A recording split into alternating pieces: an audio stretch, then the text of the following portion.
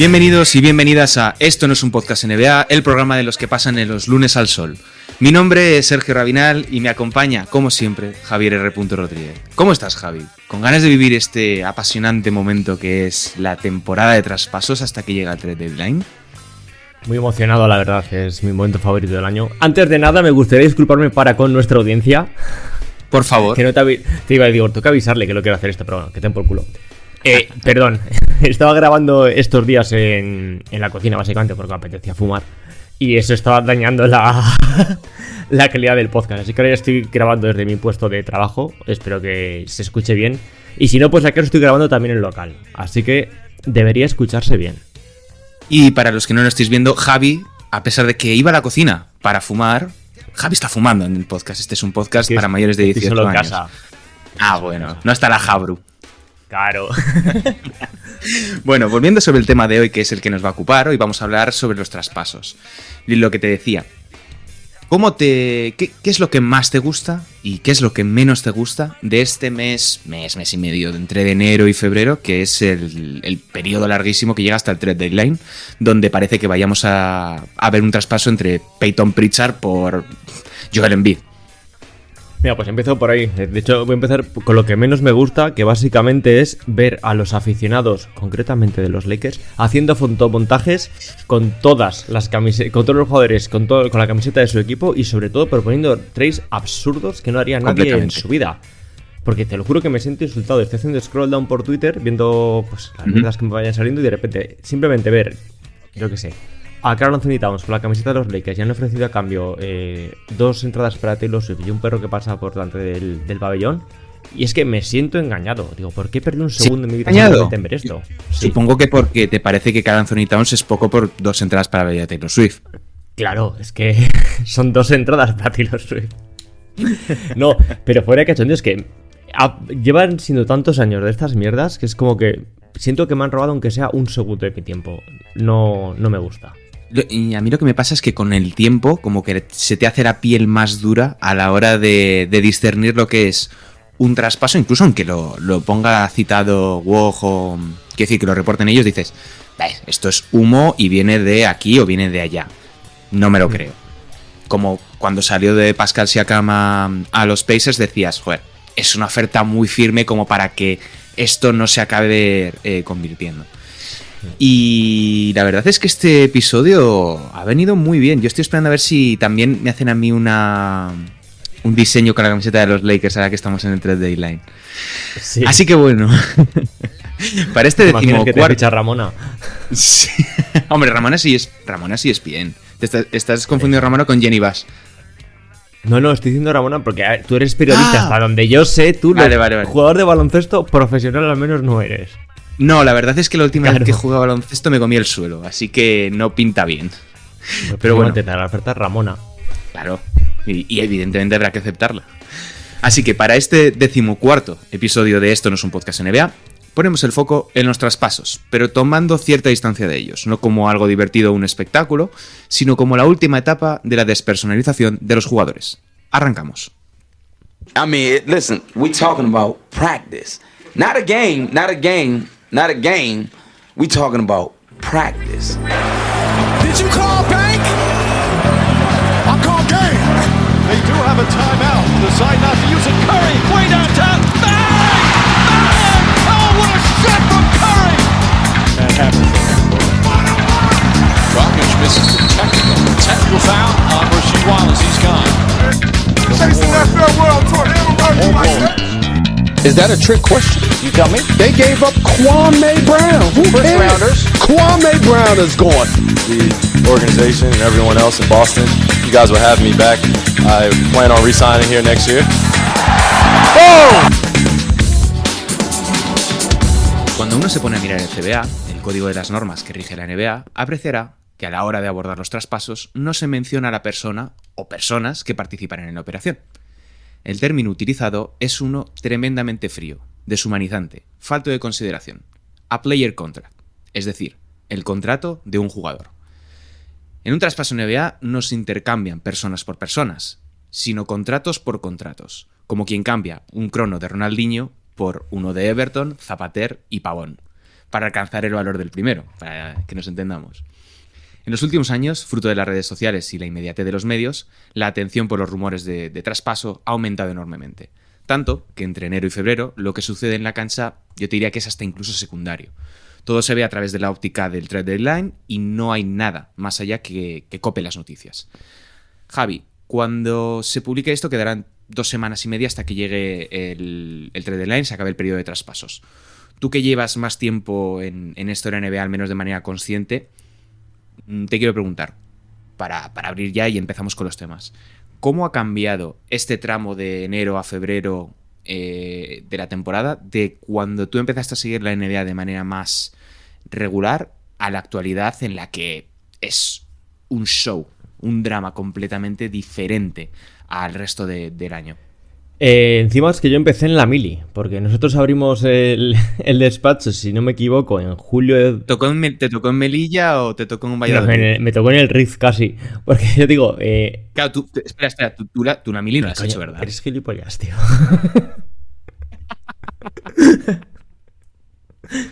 Perdón. Eres del año 97 tú. Desgraciado, se abolió, si no me equivoco, en el 96, un año antes, y estaba en patucos todavía. No quiero grabar más contigo. Bienvenidos al último podcast.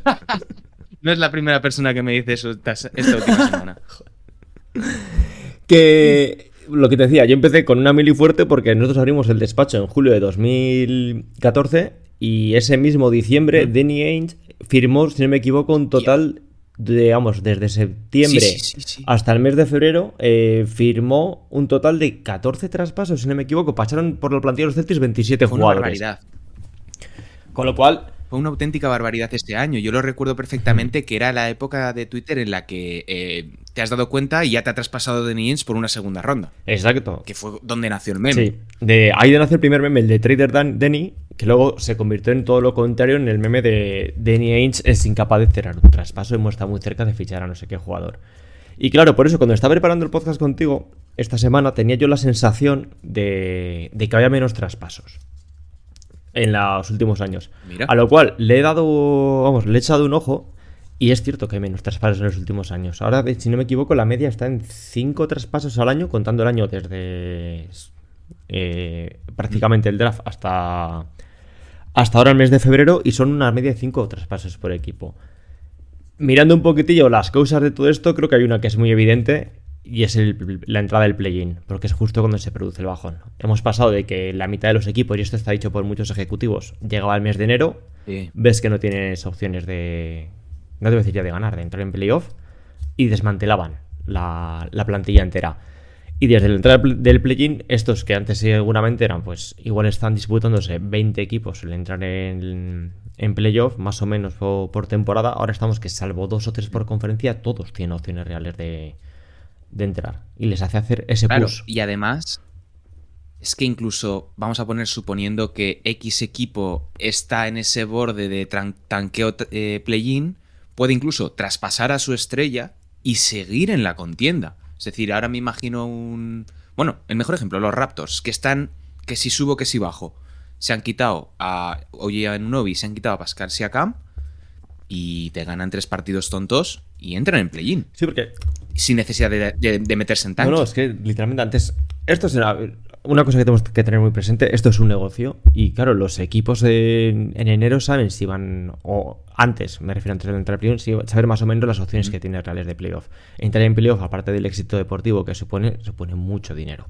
Tienes mucha pasta. Tienes atención, tienes dinero de televisiones, etcétera. Con lo cual, aquellos equipos en el pasado que se habían ya fuera de cualquier tipo de lucha, decía, mira, desmantelo esto, o intento sacar cocinas para montar un equipo por lo que hemos visto siempre, de que el año que viene, tanking y todas estas chorradas. Y digo, la mayor sensación que tengo de cambio durante estos últimos años, la principal es de que hay menos traspasos y que hay menos movimientos. Y la segunda es que, de nuevo, otro de los mantras de este podcast, la temporada regular es un coñazo. Con lo cual, cualquier novedad y el trade deadline es una gran novedad, genera más hype que cualquier partido que se juegue ese día. Me acuerdo de hacer directos cubriendo el fin del mercado de traspasos porque, coño, está mucho más interesante que un Detroit Pistons Boston Celtics de aquella. A ver, el ser humano es simple por naturaleza y el mero hecho de que a Pascal Siakam, que tampoco es que tenga un fandom gigantesco ni que estemos hablando aquí de la reencarnación de Michael Jordan, pero el simple hecho de que haya pasado de un equipo a otro y verle con otra camiseta ya genera expectación, ya por la tontería digo tontería porque es algo muy básico, de la novedad, del cambio. Eso ya te genera la necesidad o el impulso de decir, hostias, vamos a ver a los Pacers, porque ahora que tienen a Pascal Siakam, cuidado. Luego el cuidado se convierte en, bueno, llegan a primera ronda y lo hacen meridianamente bien. Sí. Pero luego hay que hablar, y esto es un poco como el tema transversal que cruza este podcast, y es que los traspasos tienen una cara B. Los traspasos son algo que, si te pones a reflexionarlo más de 30 segundos, más allá de jugar al 2K, es algo bastante feo. Lo decía en la intro, es traspasar un contrato por otro contrato. No estás traspasando a Javier por Sergio porque te gusta, sino porque estás traspasando a un jugador que cobra X dinero porque no te gusta los servicios que te presta o lo que sea. Porque, no sé si la gente lo sabe, tú cuando firmas un contrato en NBA, sí, lo firmas con los Pacers, por ejemplo, pero tú lo firmas con la NBA. Porque ahí está lo que marca la diferencia, y es que esta semana se está hablando, estas últimas semanas, el tema de que la Euroliga quería implantar los traspasos o un mercado estilo NBA. No pueden, pues tú firmas un contrato con el Partizan o firmas un contrato con el Barça. Y teníamos este primer bloque del programa en donde queríamos poner la perspectiva del jugador en los traspasos. En ese sentido, la NBA ha hecho bastante para paliar el impacto que supone que te muevan de un lado a otro del país en plena temporada, sin margen de nada. Un día ibas a jugar contra los Pacers y al día siguiente te toca jugar en Florida contra Orlando Magic y te tienes que cambiar completamente de equipo. Hasta donde yo sé, no sé si tú has indagado un poquito más, los jugadores en estos casos viven en hoteles. Hay veces que incluso toda la temporada que resta siguen viviendo en un hotel o en un apart-hotel, que para el caso es prácticamente lo mismo. Pero yo creo que bonito no es, sobre todo en estos jugadores que no son el objetivo principal del traspaso, sino que son la parte damnificada del intercambio. Sí, sacó en su día un artículo bastante decente, que fue en mi caso el que me hizo abrir los ojos, Adam Himmelsbach del Boston Globe, sobre el traspaso de, precisamente, ya que lo hemos mencionado antes, de Isaiah Thomas por los Boston Celtics. El hombre estaba tranquila, que era ese año que los Phoenix Suns era un desastre, que tenían 3 bases a cada cual, eran Dragic, Isaiah Thomas y Eric Bledsoe. Los pones a los 3 uno encima del otro y tienes un alero apañado prácticamente. Literalmente, eso ocurre. ¿Qué ocurre? En 2016, ¿no? ¿no? 2015. 2015. Isaiah Thomas no fuera completamente de la liga. Eric Bledsoe está jugando en China y Goran Dragic se acaba de retirar. Sí. Y justo comentaba en ese artículo que a mí, digo, fue lo que me dio pues como una hostia de realidad, porque si estás como aficionado normal y corriente, como lo somos todos, pues te quedas con que se ha firmado el traspaso y simplemente estás pensando en que va a ser el día siguiente la cancha. Pero describe una imagen bastante curiosa, y se Tomás, que es que estaban en el aeropuerto en Phoenix, si no me equivoco, o en el autobús que les iba a llevar al avión, y estaba el autobús sin arrancar hasta que se cerrase el mercado, porque en cualquier momento te tocan el hombro y te dicen para abajo. O incluso que antes de que siquiera llegue la persona encargada de estar en contacto con los jugadores, simplemente te enteras por las notificaciones de Twitter que te están moviendo. Y Isaiah Thomas lo contaba, que él estaba tranquilamente en el autobús, que más o menos en su cabeza tenía una idea de que le podían traspasar, pero esa semana le habían dicho que seguramente no, que se iba a quedar. Y tú imagínate estar en Phoenix a 30 grados en un autobús y que te digan, mira, bájate del autobús, te vas a ir a la terminal de enfrente, que tienes un avión llegado que te va a llevar a Boston. Y él recuerda que el primer instinto que tuvo fue llamar a un conocido de la NBA que le dijese, oye, que alguien me lleve un abrigo al aeropuerto, porque en 6 horas empieza una vida nueva, claro. Mira, ahora que lo mencionas, hay un montón de artículos sobre esto, es probablemente uno de los temas más recurrentes. También lo queríamos hacer un poco a nuestro estilo. Yo he querido rescatar un testimonio de un mítico de los años 2000 que es Roger Mason Jr., o sea, como pudiéramos ahora mismo decir, Isaiah Canaan, o sea, un completo desconocido si no viviste esa época. Es de un artículo de SB Nation 2014 y que decía, me viene muy bien por lo que decías ahora de Isaiah Thomas, las pequeñas cosas como el coche, la ropa y todo eso, tienes que encontrar a alguien luego que vaya a tu casa, lo empaquete y se organice porque tú ya estás fuera de ahí. Tienes partidos próximamente y es mucho más, se refería de respecto a los traspasos, de lo que el ojo puede ver.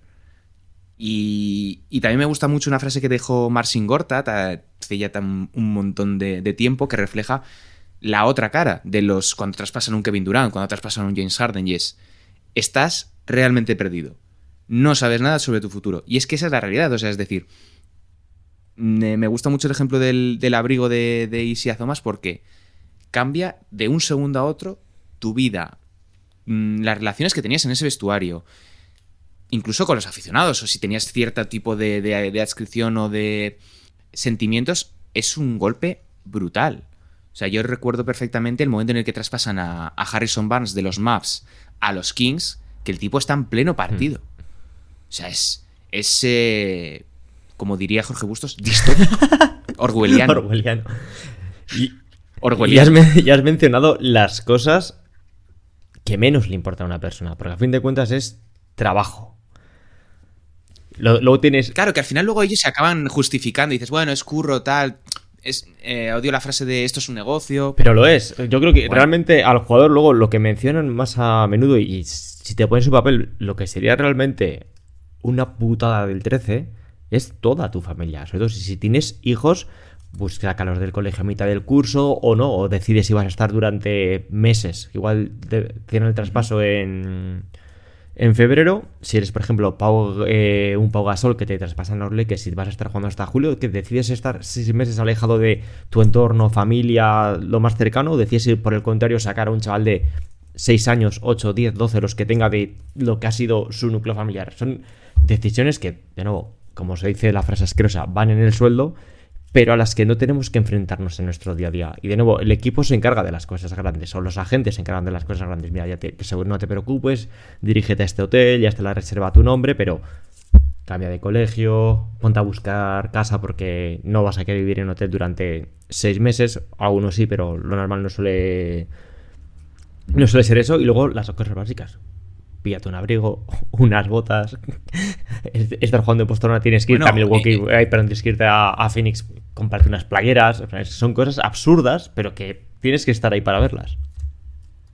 Por ejemplo, decías el caso de Pau. Marc Gasol, cuando le traspasan de Memphis a Toronto, deja a toda su familia en Memphis.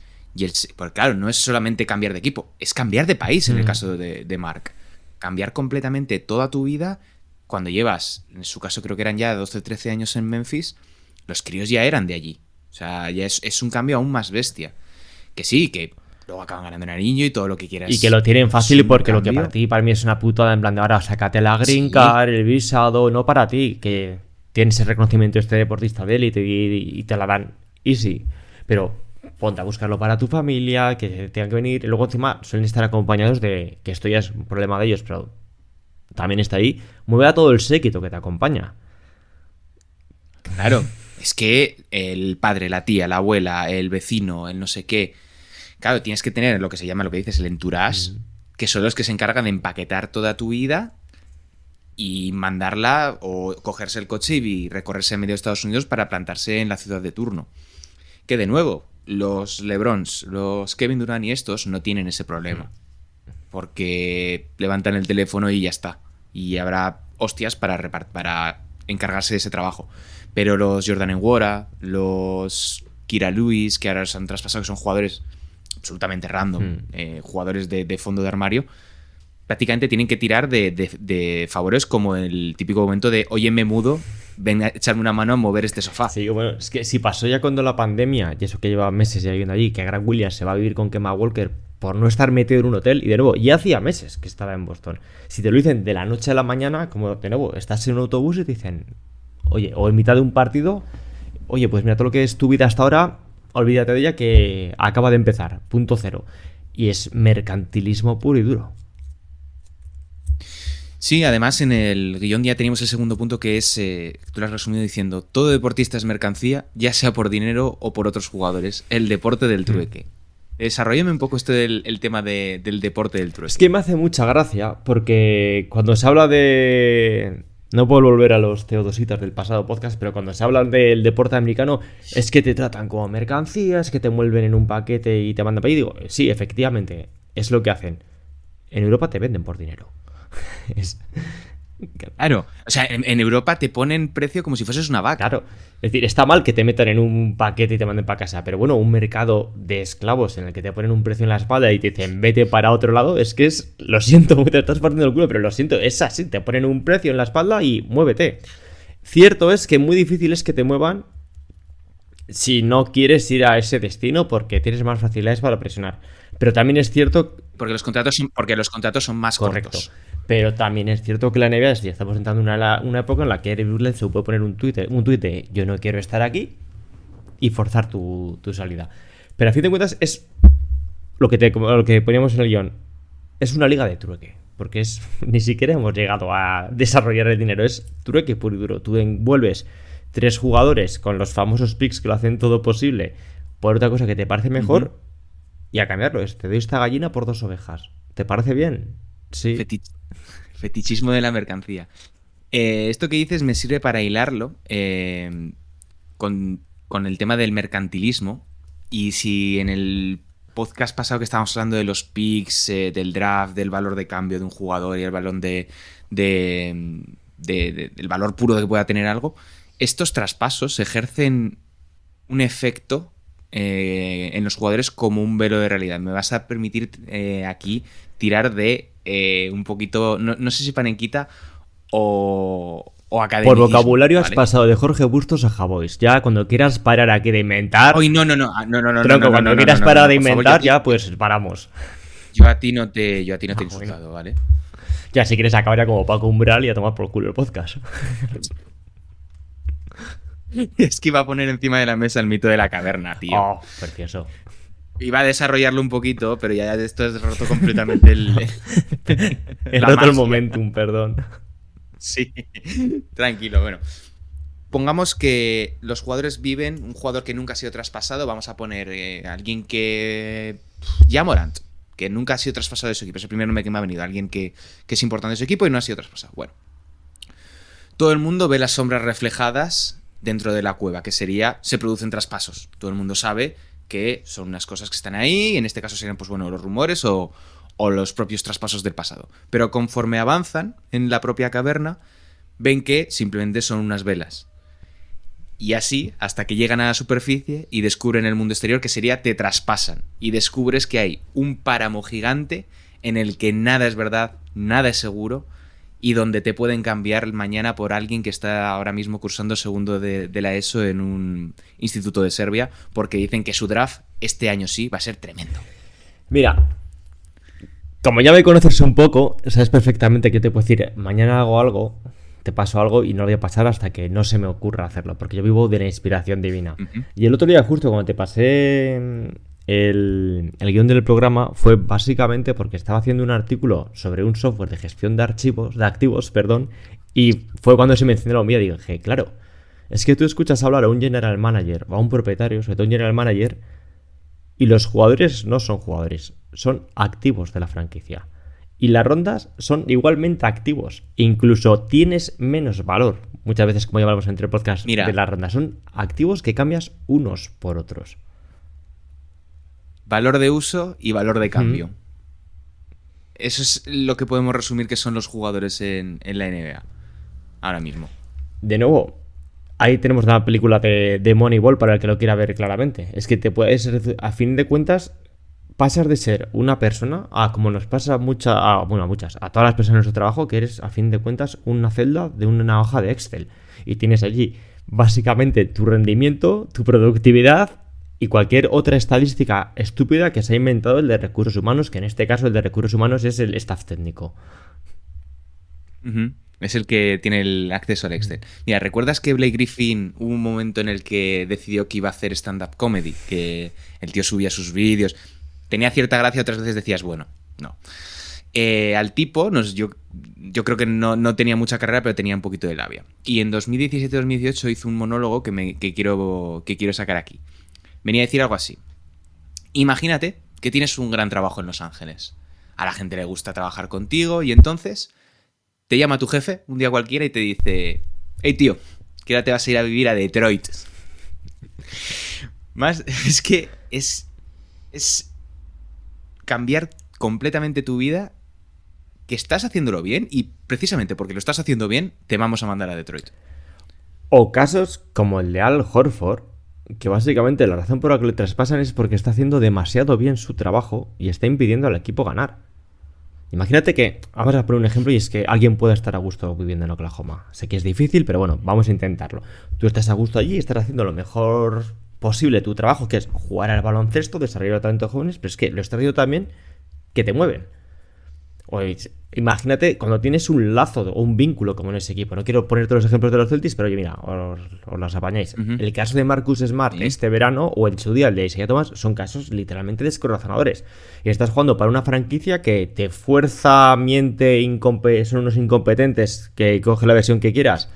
Te dicen que puedes jugar, fuerzas hasta el máximo en playoff, juegas incluso el día que se muere tu hermana 5 horas más tarde. Llega al final de temporada y te dicen: oye, perfecto, has quedado quinto en la votación del MVP. But it's time to say goodbye. Exacto. Coge las maletas que te vamos a cambiar por uno, consideramos un activo mejor que tú. Es deshumanización total. Es no...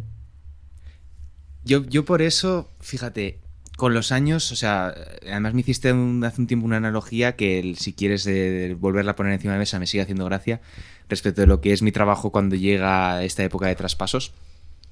A mí personalmente no me gustan. No me gustan porque a nivel informativo no ofrecen nada hasta que se producen. Y segundo, es tratar a los jugadores, a esas personas, como absoluto ganado. Y aunque sea desde la distancia y yo nunca vaya a conocer a un Pascal Siakam, personalmente quiero decir, o a un Kawhi Leonard, te pones en la posición de esa persona y dices: hostias, a mí no me gustaría, un poco de empatía, a mí no me gustaría estar en esa situación, ganase 15, 20, 10 millones o 1 millón en el caso del jugador que simplemente que les llaman salary fillers. Y ahí dices, bueno... Sí, ya cuando digo, hostia, ¿qué jugador es filler? O sea, ya es cuando llegas al punto de decir, mira, simplemente eres relleno de contrato. O cuando estás leyendo en Twitter que literalmente te quieren traspasar. Imagínate tú ahora mismo que eres Fournier, que estás en los Knicks tranquilamente. En este caso se la sudará un poco porque hace que no huele pista, ni me acuerdo. Pero imagínate... Como el último francés que jugó en los Knicks, llamado Joaquim Noah. Pues tú estás viendo tu nombre continuamente ligado a ser un contrato de relleno. Tú simplemente eres 12 kilos que pueden meter en cualquier contrato. Y es que lo grave, una de las cosas graves que tiene todo esto es que ya simplemente si durante un año, 6 meses, 2 años, el tiempo que sea, tu nombre se asocia a contrato de relleno para hacer traspasos, el trabajo que tienes que hacer luego para cambiar esa narrativa, esa imagen que se tiene de ti, es tremebundo. Y el caso al revés, el caso contrario, lo mismo. Tú puedes estar siendo un buen jugador. Me acuerdo, por ejemplo, del caso de Ivan Turner cuando estaba en Filadelfia. Que me acuerdo que cuando se hace el traspaso por los Indiana Pacers, bueno, ese día básicamente gana Larry Bird el ejecutivo del año con ese traspaso. Sí. Y dice, fue un traspaso. Qué barbaridad, ya estaban bien los Pacers, madre de Dios, ahora cómo va a ser lo siguiente. Un mes que no funcione el juego por algo que tú no has decidido, porque tú ni siquiera has querido ir, no se te puede culpar de absolutamente nada porque no te están sabiendo utilizar, y a tomar por culo tu nombre, tu caché y tu futuro contrato en la liga. Es una pasada. Para cambiar un poco de tercio, vamos a echar un poco la mirada atrás, vamos a mirar hacia los jugadores del pasado que forzaron su salida y tú mencionabas en la escaleta a Karim. En el pasado habíamos hablado de los Hall of Fame, los jugadores que se creen con más aires de la que es la franquicia o que creen ser más importantes de lo que realmente son. Pero ojo, esto no debe confundirse con el derecho de un jugador o una estrella a pedir salir si la franquicia le ha mentido, si no se han cumplido las expectativas que le habían dicho que se iban a cumplir, si no han salido las cosas como deberían haber salido y, digamos, vamos a ponerlo en términos prácticos, se está desaprovechando su talento, o le están haciendo una auténtica situación de moving, como fue la situación de Ben Simmons en Filadelfia con Doc Rivers y Daryl Morey y Joel Embiid, que con el tiempo muchos tweets y muchos artículos van a envejecer bastante feo con el tema de Ben Simmons. No lo digo porque Ben Simmons me guste, pero todos sabemos que esa situación para forzar el traspaso por parte de Philly fue bastante fea. Bueno, volviendo sobre el tema de Karim, es un jugador y es un movimiento el traspaso de Milwaukee a Los Ángeles por parte de Abdul-Jabbar, que prueba en ese momento que nadie, absolutamente nadie, tenía en cuenta la opinión de los jugadores de baloncesto. Y estamos hablando de Karim Abdul-Jabbar en esa época, que es el mejor jugador de la NBA a millones de años luz de diferencia del siguiente. Y es una decisión en la que yo creo que no se pone suficiente en valor el peso o la influencia que pudo tener Oscar Robertson, que en ese momento era una de las cabezas principales del sindicato de jugadores y que puso el cuerpo y la cara para defender los derechos de los jugadores contra una demanda contra la Liga y la ABA, que al final acaba ganando. Sí, digamos, yo más que nada quería meter este tema porque como en la última época estamos oyendo hablar mucho del empoderamiento de los jugadores y cuando hemos visto casos como el de James Harden varias veces, casos como el que hemos mencionado antes de Bledsoe y demás, parece que esto es inventado antes de ayer. Parece que es una cosa que dicen, es que los jugadores de antes, bueno, no, perdón, esto se remonta mucho atrás. Porque lo pusimos cuando estamos preparando el podcast, mencionamos a Karim porque es el caso más evidente, pero bueno, también incluso antes Chamberlain también fuerza mucho su mano para salir de Filadelfia. Y es que es un punto clave. Con muchas cosas, el caso de Karim tú mencionabas el de Oscar Robertson, pero el que es especialmente significativo para mí es el de Karim, y te voy a decir por qué, que es lo primero, porque hay que tener mucho valor para hacer eso. En esos momentos eres seguramente el mejor o el segundo mejor jugador de la historia del baloncesto. Has sido el mejor jugador universitario, has ganado todo lo que has ganado y te pones a toda tu puta ciudad en contra, porque la única versión que se escucha es la de la franquicia y los medios. Es un consentido, es un niñato, no está a gusto. Nadie está hablando de las condiciones en las que estaba, las continuas negaciones de mejorar el equipo, de negociar su contrato. La versión que se lanza es este es un niñato. Y eso lo hace Hakeem porque Hakeem es el primer estoico o el segundo estoico de la liga de todas estas cosas. Más que menos se la resbalaban un poquitillo y es el que fuerza esa mano. Y eso abre una puerta que, aunque luego se haya tardado mucho en utilizar, es para mí el primer precedente de todo esto que se empieza a hablar de empoderamiento de los jugadores, de forzar su mano para salir. Sí, completamente. O sea, si bien no es el tema de hoy hablar de Karim, que si quieres lo podemos apuntar para hablar en el futuro, de mi Karim es una figura que me tiene absolutamente prendado por la dignidad que tiene este hombre y por todo lo que ha hecho. Es un jugador que en las múltiples biografías que ha escrito, justo sobre esa época, hablaba también del desarraigo que él tenía en un momento crítico de su vida en el que decide convertirse al Islam y se da cuenta de que vive en una ciudad de rednecks, ¿vale? Que vive en una ciudad de completamente blancos y que, como mucho, hay muy poquitas mezquitas, y si las hay, quizás no son ni de su propia rama de creencias. Y es un tipo que pone por delante muchas otras cosas antes que ganar, porque Karim Abdul-Jabbar se va a Los Ángeles a unos Lakers que eran un desastre. Hasta que... Ahora lo estoy diciendo un poquito de memoria, pero creo que hasta el 78 no entran en playoffs. Lo tendría que comprobar, pero para hacernos una idea, no es llega Karim Abdul-Jabbar, gana el anillo, como puede haber pasado con otras leyendas de la historia. Karim Abdul-Jabbar es un MVP que no pisa playoff un año en los Lakers. Y es que lo que voy a mencionar porque me toca mucho las narices, porque ahora es, entre comillas, porque hay que poner muchas comillas, es muy fácil forzar tu mano. Tienes fans propios, que son tus fans que te siguen, que tienes redes sociales, que puedes encontrar no solo apoyos en maneras de forzar las manos, tienes agentes, tienes periodistas que les das de comer y que pueden contar tu versión en cualquier momento. Hakeem no tiene nada de eso. Y es lo que dices tú. Karim, perdón, Hakeem. Javier, Karim, perdón. ¿Por qué he dicho Hakeem? No se puede ningún Hakeem. Pero en fin. Hakeem no la ayudó. Ah, vale. Gracias, joder, voz de la razón. Es el que encima se le suman muchas críticas, porque justo lo que dices tú, es la época en la que se cambia religión, se cambia el nombre, es continuamente ridiculizado por ambas cosas. No es hacerlo en el año 2020 que te lo tomas como Madonna, o en los siglos XX que cambias religión 7 veces y la gente ya se lo toma a chiste. No. Estás simplemente con una decisión tuya personal que dices, bueno, empiezo a leer sobre historia de mi cultura y entiendo que me han robado mi religión, que la religión que tengo es una religión impuesta por el señorito blanco de turno. yo cambio de religión y la gente de su propia ciudad se lo toma como una bofetada. Una bofetada a su sistema de valores, de creencias y de la única manera que tienen de ver el mundo. Y les suda 3 cojones.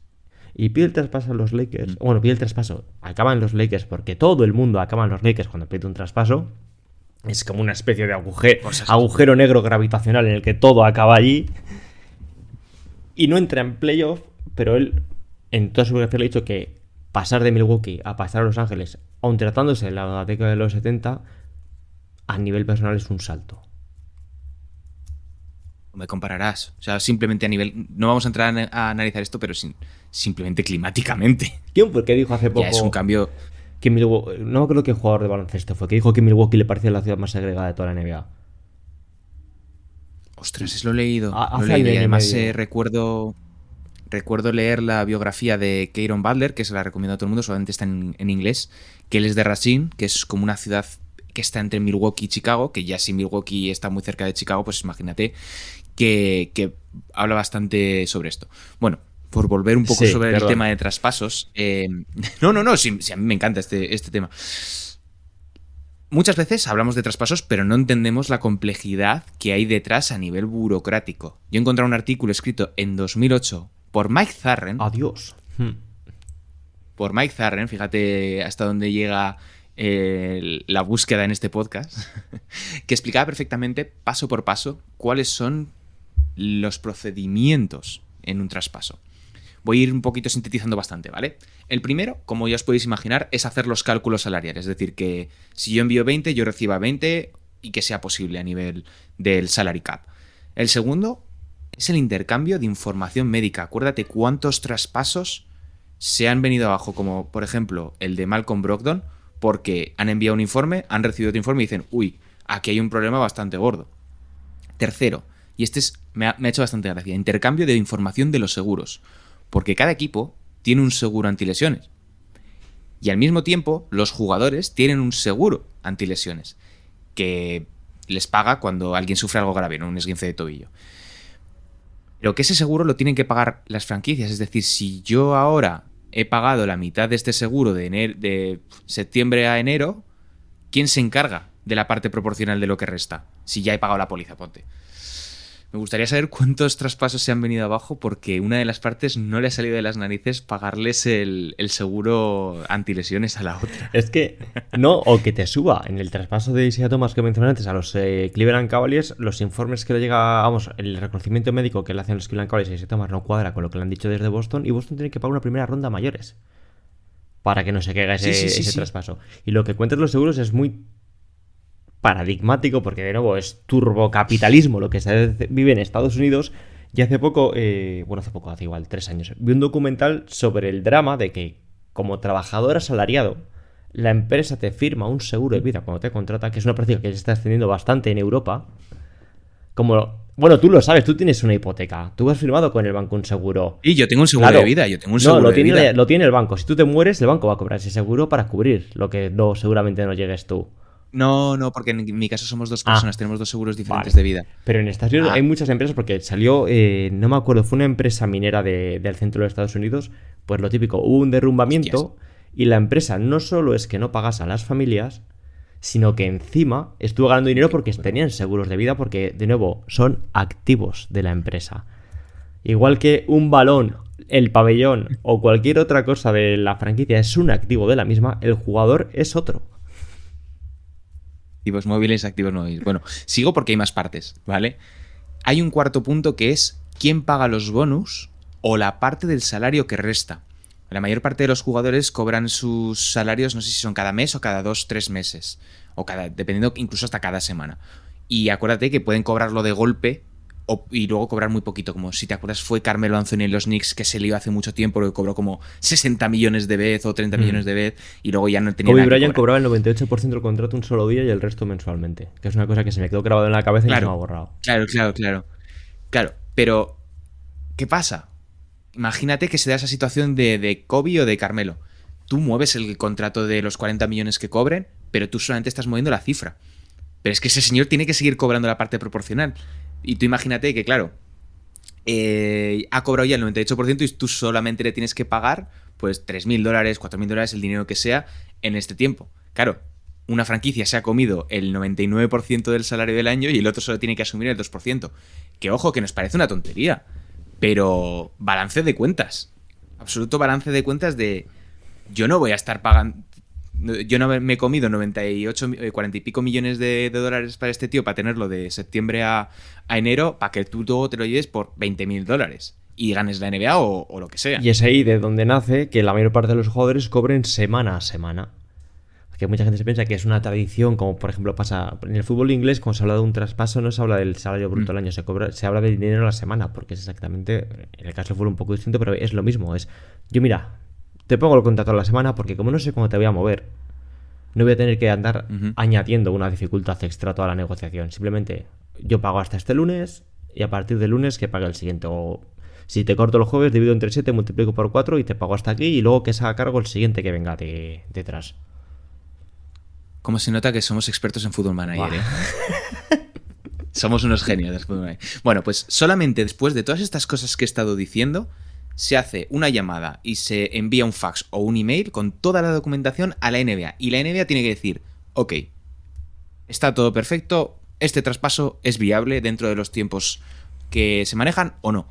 Y ya después, que lo decías antes, ya después el jugador viaja a la franquicia que le toca y ya le hacen otro reconocimiento médico. O sea, ya el siguiente nivel de ganado. Tienes toda la información del ganado, tienes el seguro de la vaca, tienes cómo vas a pagar el resto de la vaca, envías a la vaca y luego ya te lo valoran si les gusta o no. Y esto es un caso sencillo, porque me ha venido a la cabeza, en el que tienes un propietario claro. Porque recordemos el traspaso de Chris Paul, que te dicen, te vas para Los Ángeles, todo el mundo está de acuerdo, y a las 48 horas te dicen que no. Que tienes que seguir jugando. Porque el dueño dice que claro, no. Y que el dueño es la liga. Es decir, de repente se dice una parte que dice, no se va a hacer el traspaso.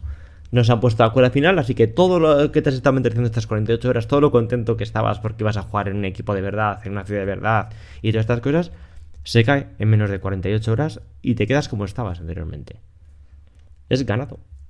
El tema de Stern, creo que lo he hablado alguna vez en algún sitio, pero está muy mal interpretado y ha pasado muy mal a la historia, pero ¿cuántos traspasos han sido vetados por un dueño? ¿O cuántos traspasos ha bajado el dueño a las oficinas y ha dicho, mañana me mueves a este sitio y me da igual que acabemos perdiendo? O acabamos damnificados porque yo me quiero quitar a este tío del equipo. Bueno, teníamos un ejemplo muy bueno en eso, que era Sterling. Se levantaba un día con un cable cruzado porque había ido 2 películas y decía, oye, a este me las moviendo. Que de nuevo, es otra cosa en la que hemos aumentado la complejidad en toda la liga. No. Ahora ya es más raro que se vea un dueño que hace y deshace lo que quiere. De hecho, creo que suele ocurrir más en el draft o con fichajes tipo agencia libre que con traspasos. Traspasos yo creo que es una cuestión como mucho más técnica, salvo que, caso muy claro, el año pasado los Suns los compra Matisse y dice, tenemos primer movimiento, tiene que ser algo de grandísimo, consígueme a Kevin Durant. Ya es un movimiento como para marcar territorio respecto a la administración anterior. Te llega un ruso tarado y te dice, destrozame todo lo que tengo en los Nets que quiero estrellas para ganar ya, que me parece bien. Pero es estrellas. Claro. Y es que era Jason Terry. Pero de nuevo es lo que se...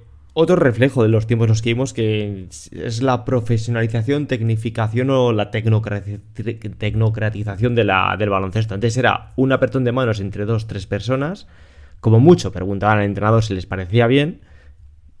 Hay casos legendarios en los que el entrenador de repente se encontraba con que le habían movido media plantilla y decía, pues ok. Mientras que ahora es una cosa muy compleja en la que están entrando incluso en factor, que esto saca un artículo muy interesante de la ESPN el año pasado, los agentes.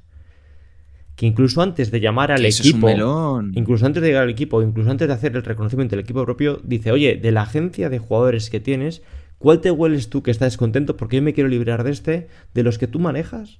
¿Cuál está dentro de un rango salarial más o menos aceptable y quiere salir del equipo? Que es el colmo. Es que es como una especie de mercado opaco, como algo que ocurre entre las sombras o que... Pero es que es real, o sea, yo esto lo sé. O sea, antes de llamar al GM del otro equipo, tú dices, oye, pues es que estoy pensando en mover a este.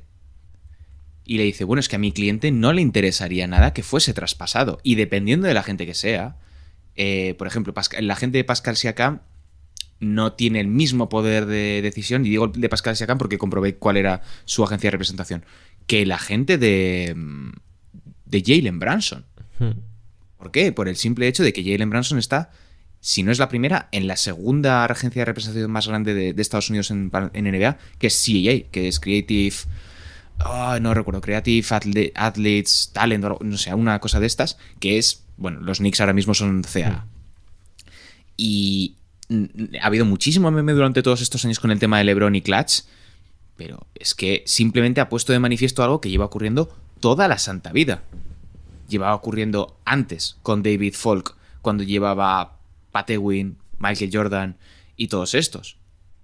Marcaba la diferencia. O sea, si tú tienes la capacidad, si tú tienes una lista de clientes que mueven la liga o que tienen una cantidad ingente de contratos, tú tienes más poder que el general manager de los Lakers por el simple hecho de ser los Lakers. Porque si tu agente en concreto dice, muy bien, si tú haces este movimiento, nunca más mi jugador va a firmar con tu equipo. Que es lo que ocurrió con los Sixers de Daryl Morey. Daryl Morey trataba a los jugadores como mercancía, pero sin ninguna... O sea, digamos, lo mayor... ¿Cómo decirlo? El tipo más claro, más tangente, más evidente que lo hacía, no buscaba ningún tipo de excusa. Él decía, yo te estoy tratando como un activo, eres un activo, pero no voy a endulzarte la situación. ¿Qué pasa? Que los agentes se enfadaban porque, como tú comentabas antes, los traspasaba sin poner en conocimiento que iban a ser traspasados. Es que si Daryl Morey, en el correo que manda la oferta al equipo, pudiese adjuntar al jugador, lo haría. Perdón, Daryl Morey no, Sam Hinkie, perdón. Me da igual porque básicamente eso, quitando con el caso de Harden, son iguales. Sí. Si les pudiesen meter en el adjunto y mandarle para allí, sin decirle media palabra, lo harían. No sé si entrar siquiera en el tema de que el caso de Clutch me parece el caso de conflicto de intereses más grave que ha habido en la historia de NBA o no, pero bueno, no creo que no toca bien liado. Vamos a pasar un poco de soslayo por ahí. Pero es que ahora que se habla, porque es una lucha que llevo teniendo años en Twitter y demás, la emancipación de los jugadores, el empoderamiento de los jugadores no es tal, es el empoderamiento de los agentes. Cuando si los agentes se limitasen a su función de antes, que no entran ni siquiera si es bueno o malo, de mira, han decidido esto el equipo, arreglamos los papeles, me llevo mi comisión, te busco la casa, perfecto. Cuando son parte activa de las negociaciones, de mira, pues que joder, nos falta un tercer equipo para cuadrar ese traspaso, nos faltan 6 millones por cubrir, y es el agente, vamos a hablar con el agente a ver quién está descontento. Oye, de tu agente, pues mira, este no está contento en Detroit, vale, perfecto, le metemos aquí para el pack. Y el jugador puede ni siquiera ni estar de acuerdo o no estar ni siquiera descontento que se le han metido allí en el traspaso y luego el de agente encima le miente. Es que no contaban contigo, es que no tenían en cuenta... Le vende la película. Es decir, no estamos en la época de empoderamiento de los jugadores, estamos en la época de empoderamiento de los agentes. Me sacas de los... Qué bonito. Me sacas de los LeBron James, Kevin Durant y James Harden, es decir, jugadores que son una franquicia per se, no tienes poder de decisión, más allá de cabrearte y hacer el ridículo como Bledsoe. No tienes... ¿Cuántas veces hemos visto últimamente el caso más reciente es el de Damian Lillard? Me quiero ir a Miami. No te vas a ir a Miami. Muy bien. Pues que me quedo. No te vas a quedar porque nos has jodido. Te vas a donde digamos. Y punto. Y estamos hablando de seguramente el segundo jugador más importante de la historia de esa franquicia, de Portland. Sí. O sea, y además durante todo ese proceso dijo, si me traspasan a otro lugar, no voy a estar feliz, igual no juego. Y dijeron, muy bien, claro. Muy bien, ya veremos si no juegas. ¿Estás dispuesto a ganar 60 millones o el dinero que sea y no jugar? ¿Estás seguro? Claro. ¿Vas a jugar esa carta? Empoderamiento de los jugadores, mis cojones. Luego a LeBron y a Clutch se le antoja que ya llega Anthony Davis a los Lakers y ahí sí hay empoderamiento. Ahí sí que es forzar una mano. Porque ahí de nuevo ya tienes una agencia gigante, la más conocida, la más importante de la liga de baloncesto, y ahí sí tienes cartas para negociar. Un jugador per se en 2024 sigue estando igual de jodido que lo estaba hace 10 años. Mira, yo con el tema de las agencias, para mí son fundamentales, ¿vale? Porque los agentes hacen un trabajo muy importante, sobre todo los agentes, digamos, que son más próximos a los jugadores. No te digo el Rich Paul, que, digamos, es como la cabeza pensante de la agencia y solamente toma las decisiones gordas. Es el CEO, ¿vale? Pero yo sí que respeto mucho a los agentes porque se tienen que comer, sobre todo por los casos que conozco de paz, se tienen que comer auténticas mierdas. Y que un día están gestionando el fichaje de un jugador por el Madrid o por un equipo Euroliga y al día siguiente están pendientes de que a uno de sus clientes le han cortado la luz en su piso de Huesca. Claro, y muchas veces donde no llega el equipo tiene que llegar el agente y poner el cuerpo o poner mucho de su lado para que su cliente o digamos casi ya su forma de lo que saca dinero siga adelante. Pero sí que es cierto que en el caso de la NBA, que es un negocio muchísimo más grande, estas cosas son muy diferentes. Y decías el tema de Damian Lillard. Damian Lillard, que ya estamos hablando de una estrella que al final la franquicia ha hecho lo que ha querido.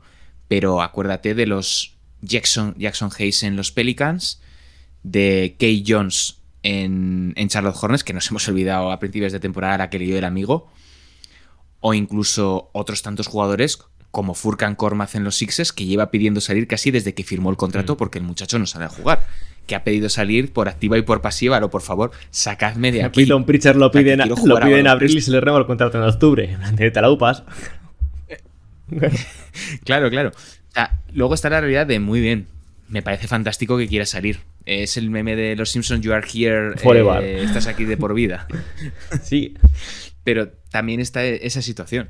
O la situación aún más grave que te plantificas, tú eres Luke Ridnour y te mueven 6 veces en mes y medio. Claro. Es decir, ¿dónde está tu decisión? No hay. Estamos en una falsa realidad de empoderamiento de los jugadores, pues porque tienen redes sociales y hacen un poco de escándalo, pero siguen siendo activos. Hay 3 que no. Es como literalmente cualquier empresa. Hay 4 o 5 personas que pueden decidir su futuro y el resto es un número. Así que nos vamos a quedar, yo creo que con esta frase de somos un número y una hoja de Excel en la que nos pueden eliminar en cualquier momento si no suman los porcentajes de crecimiento anual. Así que, Javi, en este 14º episodio de Esto no es un podcast NBA, yo creo que nos ha salido bastante bien. Esperemos que se pueda escucharse mucho mejor esto que comparado con los anteriores. Pero yo creo que eso ha quedado bastante mágico. Yo te lo decía antes de empezar el programa, tengo miedo de que lo bien que nos está yendo para nuestras expectativas se debiese a que no se me entendía. Claro, la gente rellenaba los huecos con cosas completamente lógicas y decían, joder, qué podcast más majo. Ahora que están escuchando las sandeces que digo, dicen, pero ¿qué es esto? ¿Qué elocuente parece Javier? Madre mía. Hostias, no. Claro, no. Yo era básicamente perdidos hasta ahora. Es un guión de absoluta mierda. Y el guionista confía en que la gente rellene los huecos con lo que mejor le parece. Y la gente, pues que es un genio esto. ¿Qué se está cociendo aquí dentro? El subtexto de esto no es un podcast. Sí, no, y realmente lo que hay son agujeros e incoherencias por el medio. Así que lo siento por hundirte el podcast ahora que se escucha bien lo que digo. Bueno, nos despedimos con esto. Muchas gracias por estar ahí. Muchas gracias por volver a hacer del anterior episodio el más escuchado de la historia de este podcast. Así que nos emplazamos la próxima semana en Esto no es un podcast NBA. Hasta la próxima. Un saludo.